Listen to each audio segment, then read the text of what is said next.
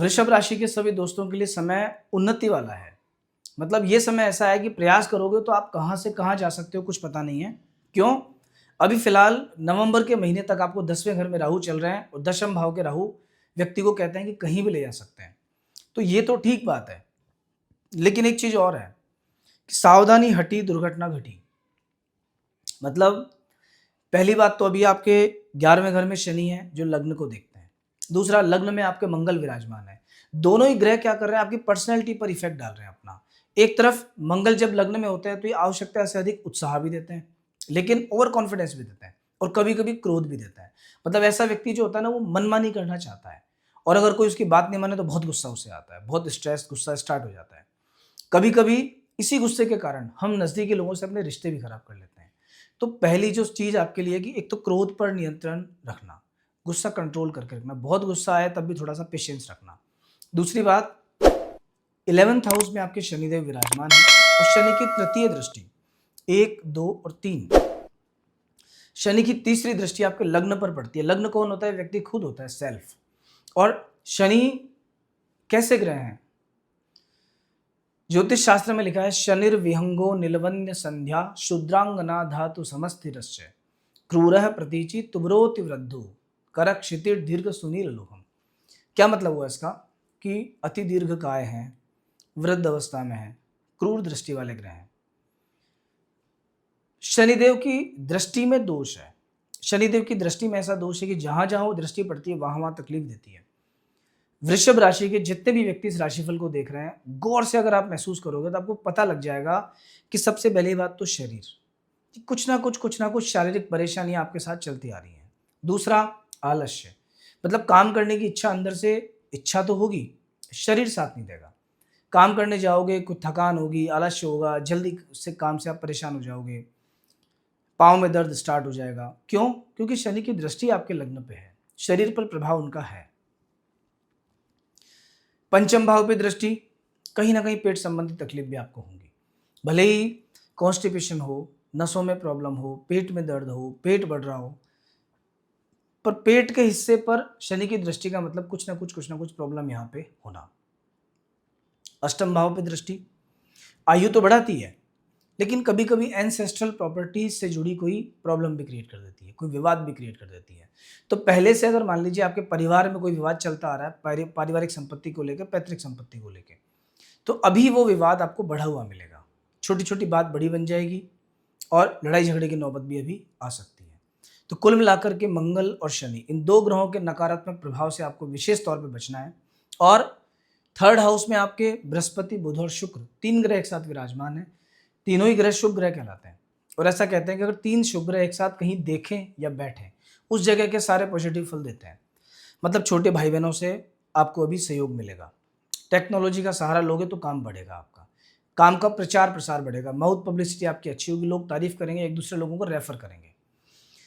भाग्य स्थान पर दृष्टि होने से कहीं ना कहीं किस्मत काम करेगी, भाग्य साथ देगा, आपका काम फटाफट होंगे, भाग्य की सहायता से आपके काम बनेंगे।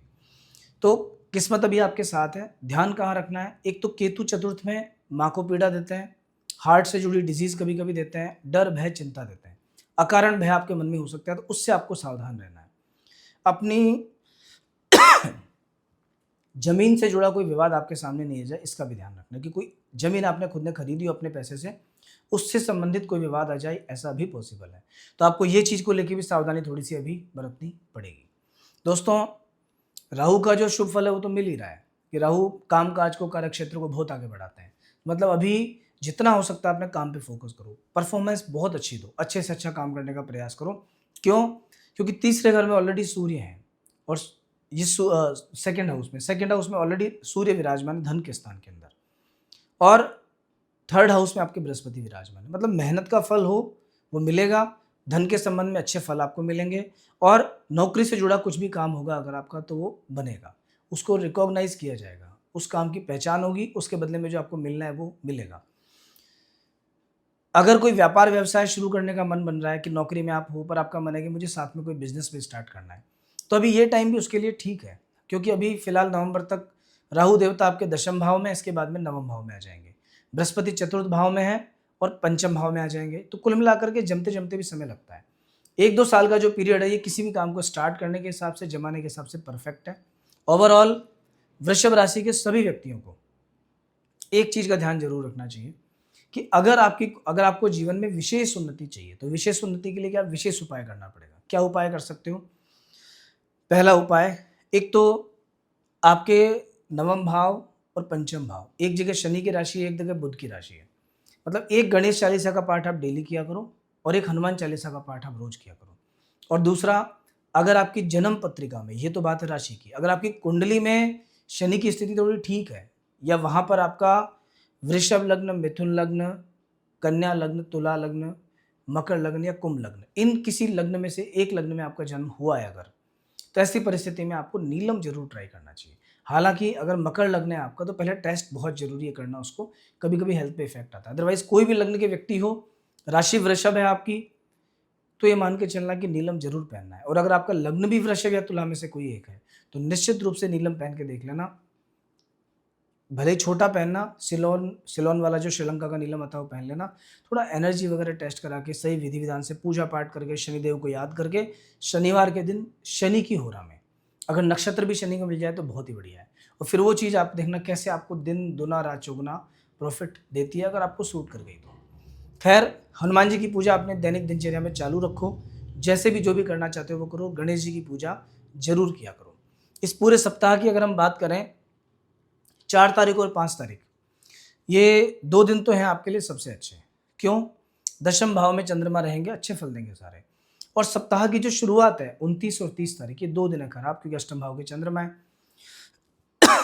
29 और 30 तारीख में क्या करना है आपको, कोई पारिवारिक विवाद नहीं हो उसका ध्यान रखना, किसी फैमिली मेंबर से झगड़ा नहीं हो आपका, और सर्दी खांसी जुकाम कफ कोल्ड एलर्जिक प्रॉब्लम्स ये परेशान कर सकती हैं।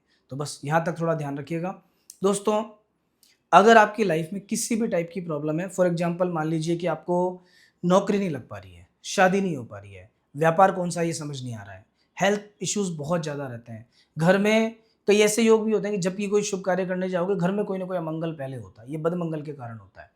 तो ऐसी कोई भी समस्या, घर में किसी की लड़कियां ही लड़कियां हैं क्योंकि ये पितृदोष है, ये कहीं ना कहीं पूर्वजों से चलता आ रहा है। तो ऐसी कोई भी प्रॉब्लम अगर आपके साथ है तो उस प्रॉब्लम को दूर करने के लिए और उस प्रॉब्लम के समाधान के लिए आप अपनी कुंडली का कंसल्टेशन ले सकते हैं। उसमें प्रॉपर सब कुछ लिखा है।